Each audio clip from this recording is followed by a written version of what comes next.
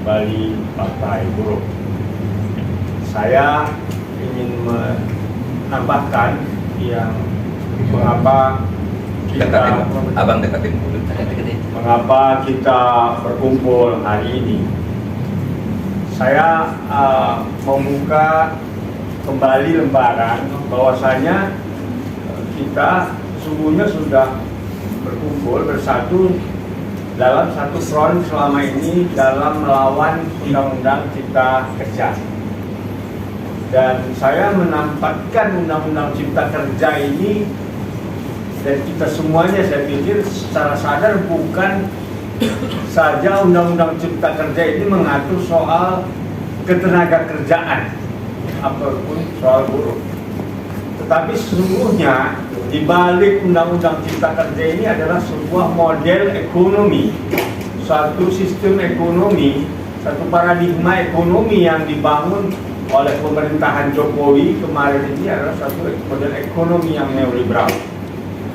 Bagaimana saya telusuri, ini adalah merupakan hasil dari pertemuan annual meeting World Bank yang di Bali IMF tahun 2018. Dan itulah secara bulat menjadi agenda pemerintahan Jokowi. Karenanya walaupun judulnya Undang-Undang Cipta Kerja, tetapi isi dari Undang-Undang Cipta Kerja itu merubah semuanya, ya, hal-hal yang selama ini sudah diproteksi oleh negara kita. Undang-Undang Cipta Kerja hanya satu hal berkaitan dengan ketenaga kerjaan saja yang dirubah, tapi banyak hal lain yang dirubah, menyangkut soal pangan, soal tanah, soal pendidikan, soal kesehatan. Karenanya berkaitan dengan Parkes misalnya, ya, itu ada perubahan dalam Undang-Undang Kesehatan. Selanjutnya ada perubahan dalam hal undang-undang berkaitan dengan keuangan yang dibuat, dan sejumlah undang-undang yang dirubah. Ya, hari ini selain daripada undang-undang ketenaga kerjaan tadi, ya, juga sudah diagendakan perubahan dalam undang-undang pangan, undang-undang kehutanan, undang-undang operasi, ya, dan banyak lagi sejumlah undang-undang yang pertanyaannya apakah ini bahagian daripada menyempurnakan Undang-Undang Cipta Kerja mereka itu, ataukah memang merubah untuk lebih liberal lagi yang belum tercantum di dalam Undang-Undang Cipta Kerja. Nah, ini yang pertanyaannya. Ya, seperti kemarin sudah berubah Undang-Undang BUMN, ya, dan banyak undang-undang yang cepat sekali kemarin diubah. Itu apakah dia merubah dalam rangka lebih lebar lagi, lebih liberal lagi dari Undang-Undang Cipta Kerja, ya, ataukah dia menentang Undang-Undang Cipta Kerja? Nah, ini saya pikir. Dan sisi lain dunia kita lihat hari ini, ya, Trump yang membuat kebijakan tarifnya, ya, ini apakah pertanda bahwasannya ekonomi dunia berubah menuju proteksionisme, ya, ataukah ini hanya sekedar cara dia untuk yang mempertahankan ekonomi dia supaya negara-negara lain membuka kebijakan-kebijakannya untuk lebih liberal lagi.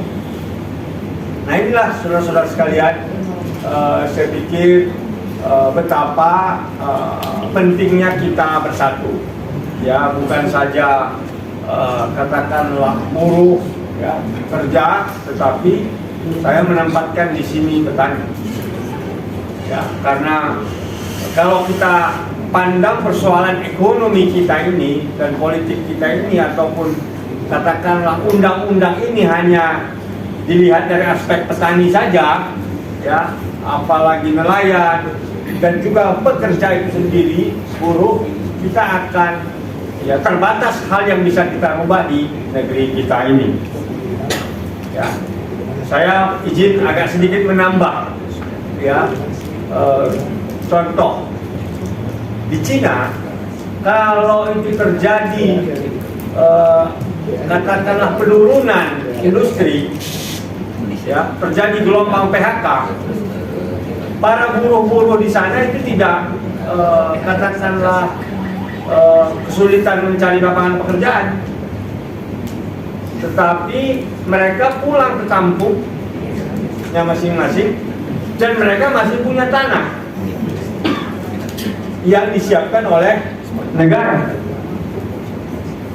dan itu didukung oleh negara. Jadi dia tidak ada kehilangan lapangan pekerjaan.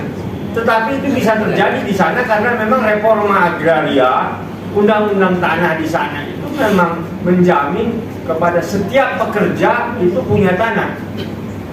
Jadi kalau dia sudah tidak bertani, ya tanah itu diambil oleh negara, ya, dikuasai negara.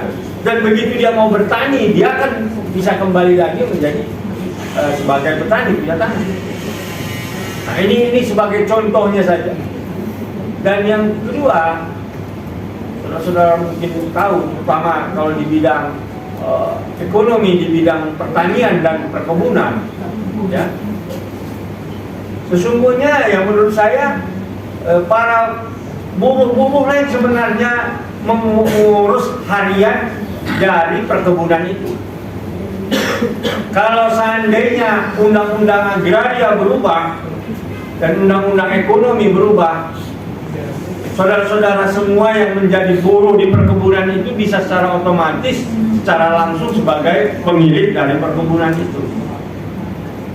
Nah inilah saya pikir ya sebagai gambaran ya betapa sesungguhnya kita penting untuk melihat ya undang-undang cipta kerja itu yang kita perjuangkan untuk kita rubah, dan juga bagaimana kita juga menempatkan undang-undang yang sekarang sedang direvisi di DPR maupun yang dibentuk supaya kita secara bersama-sama dalam konteks platform ekonomi yang mau kita bangun. Tadi Boeing menyinggung soal ada di Seritek ya PHK.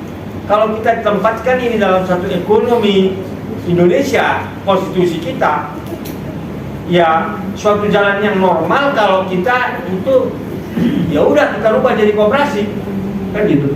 Toh juga memang asal usulnya usaha batik itu dulu koperasi, usaha industri tekstil koperasi. Bahkan saudara-saudara juga ingat ya, walaupun mungkin implementasinya tidak sebenar yang konsep koperasi, itu kan besar itu di Jalan Gatot Subroto yang namanya Gabungan Koperasi Batik Indonesia. Ya walaupun sekarang itu sudah pengusaha-pengusaha di situ, itu kan karena memang terjadi pergeseran konsep koperasi. Jadi intinya saya pikir kita perlunya persatuan duduk bersama ini ya supaya kita bisa berjuang bersama secara komprehensif, ya tidak terpecah-pecah, tidak terlepas, sehingga ada perubahan-perubahan yang kita ajukan, kita bisa membawanya perubahan yang lebih lengkap lagi dan bisa membawa kebaikan bagi kita, buruh, tani, dan rakyat Indonesia. Terima kasih. Assalamualaikum warahmatullahi wabarakatuh.